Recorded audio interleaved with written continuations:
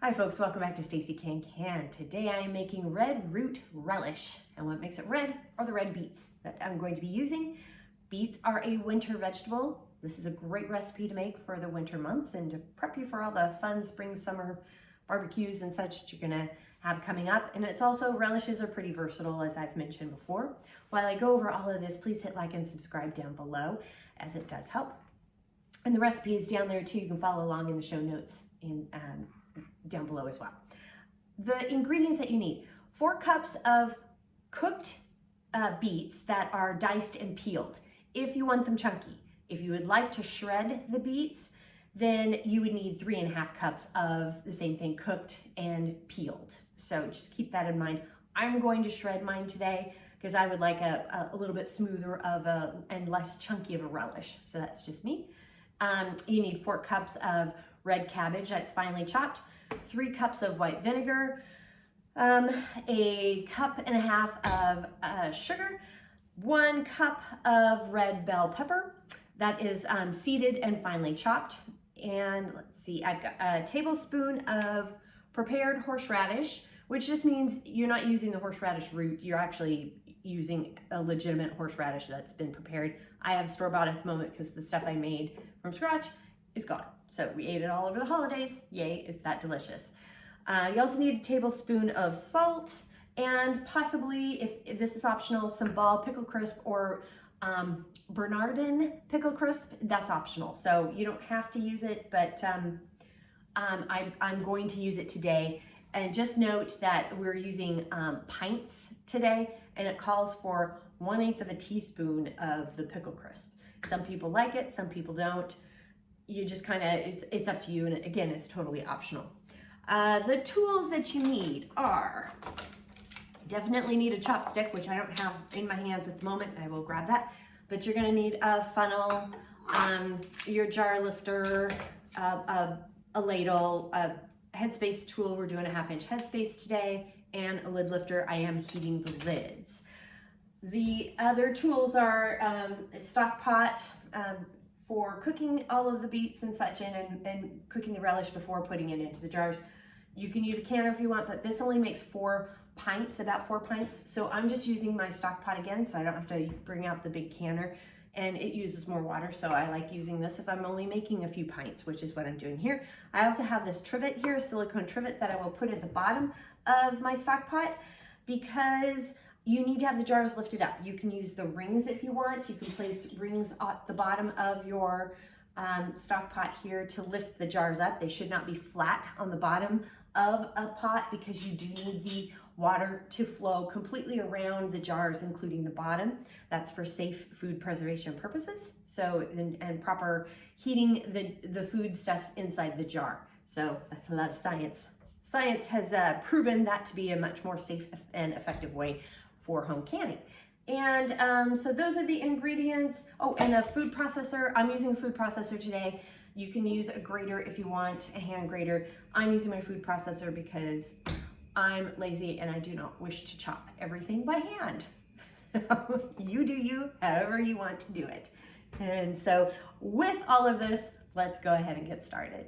First thing we're gonna do is prep the beets. We've got to boil these, soften them so we can get the peelings off, and then also make them soft enough so we can shred them or cut them up, dice them, however you want to do it. If you'll notice, I have some with the stems on. This is all they had at the store, so I had to buy some actual other beets that were already cut off. This is not ideal. When you're working with beets and you're going to boil them, etc., you would like to have at least like 1 inch of the root still intact, and then also because it bleeds less, and then you want like 1 inch of the stem or the leaves as well. And I am setting these aside because I'm going to saute those up. The sauteed beet leaves are fantastic. You can also just chop them up and put them in a salad, but you can saute them or steam them or whatever, and they're a fantastic leafy green to add to your diet, or you can put it in a smoothie or whatever. Keep that in mind. This is kind of ideally how you would like to boil your beets, looking like so. And, but I didn't have that option with these, so I'm throwing them in anyway because I needed 3 3.5 cups, or 4 cups if you're dicing. Got the beets in the pot here, and it does say you can scrub them, etc. beforehand. I don't, because I'm boiling them. So that's just me. You do you on your beets. Now I've covered them with cold water, bringing the burner up to, the heat up to high. I'm gonna go ahead and cover these. We're gonna get it to a boil, and then I'll reduce it to medium heat and let them cook for about 30 minutes. So I just cut the end of the bell pepper off, and then I'm gonna follow the lines here on the pepper to slice it open to help de-seed it before putting it in the food processor here. Just kind of is an easy way to do that. And you'll notice that I actually have 2 peppers because I need a cup of finely chopped bell pepper. So I've got 1 pepper in there at the moment. I've got my cup of finely chopped bell pepper. I'm gonna do the same with the onion here. I'm gonna quarter this as well. And again, I've got them in the food processor. We're just gonna pulse it. And again, here's the finely chopped that I'm looking for. We'll measure out a cup. Just cutting up the cabbage, cutting it in half. And I am taking out the core. Here is how finely chopped I'm getting it. And I said 1 cup. We need 4 cups of this, so. But I still like to just start off with a quarter of it and measure it, because I think it chops a little bit better if you do it that way.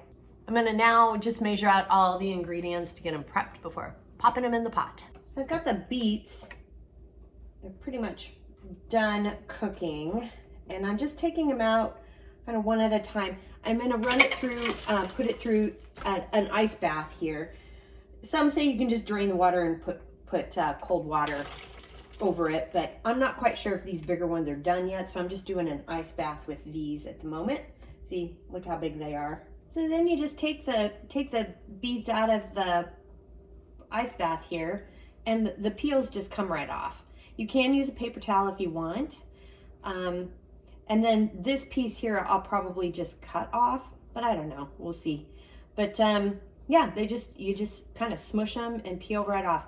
Keep in mind, it's gonna look like a murder in your kitchen. Look at that. It's just, it already looks like a murder around my stove. So I'm gonna cut off the ends of the peeled beets here. And I am gonna kind of cut it in half a little bit. And just gonna shred it. Now we're gonna combine all of the ingredients here. Either 4 cups of cooked, diced, and peeled beets, or 3.5 cups shredded. I chose shredded. 4 cups of red cabbage, finely chopped. It says red, but it's basically purple. 3 cups of white vinegar. 1.5 cups of sugar. A cup of onion that is finely chopped. 1 cup of red bell pepper, finely chopped. Tablespoon of prepared horseradish, and a tablespoon of salt. And I'm gonna kick the heat up to high here and just stir this and get it up to a boil. Got a good boil going now, and so I'm gonna cut the heat down to medium. And we're just gonna boil this gently for about 20 minutes until the vegetables get tender. While it's boiling, you want to stir occasionally. Okay, the pot here of beets is done. I've got the jars we're heating up in the canner there, or in the stock pot or canner, whatever you're choosing to use. There's my dog, Bobo, walking around. And we're gonna fill this to a 1/2 inch headspace. Make sure you bubble. I've got my chopstick here, I'm bubbling. And we're gonna do, like I said, a 1/2 inch headspace, but we're gonna do a quick bubble here. Got a 1/2 inch. And I'm gonna use the lid water from the lids that I've heated up to clean the rim. Oh, and I'm also gonna add just 1/8 of a teaspoon of the pickle crisp here, and I just put it on the top. You can put it on the bottom too. It's kind of up to you. Again, this is optional. You don't have to do that. Adding our lid and my ring here, and fingertip tight. Remember, fingertip tight, and that is hot potato, so be very careful.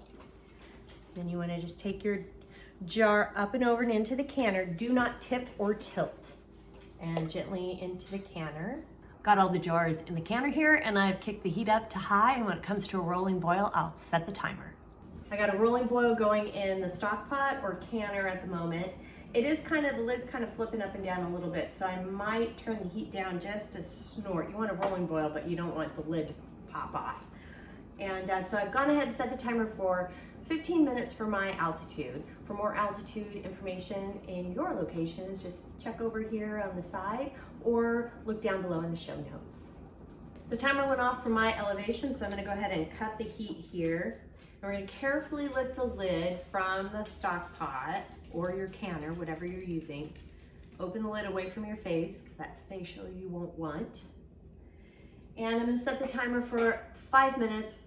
This will allow the food to settle in the jar and help with the sealing process. 5-minute timer has gone off, so I'm gonna go ahead and remove the jars very carefully, and you just wanna lift them up and over.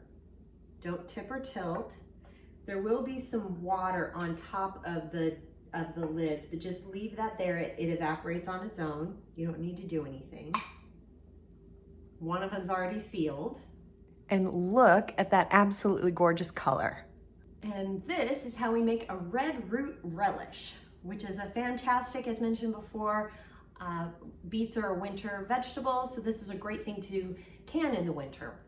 Fantastic taste. It's got a really great flavor with the onions, and the cabbage kind of mellows out, and the beets mellow out the pungentness of the beets, but it does have a sweeter flavor because it's got a little extra sugar, but then you know you got the vinegar in there that kind of cuts it a little bit. This would be great on, gosh, you know, again, on any protein that you enjoy, or I don't know. It's just, you can put it on a burger, you could use it as a glaze, cook it with meats. I don't eat it with a spoon. That's what I've done, but it's very lovely, really great flavor. So that's how we make it. Now the recipe is down below, and while you're down there, please hit like and subscribe, because that does help. And if you have any questions, comments, suggestions, feedback, concerns, by all means, please reach out to me. I'm on Facebook at Stacey Can Can. You can at me on Instagram and TikTok at Stacey Can Can. My website is www.staceycancan.com, and my email is info@staceycancan. And also LinkedIn at Stacey Can Can. So thanks so much for joining me today, and until next time, happy canning.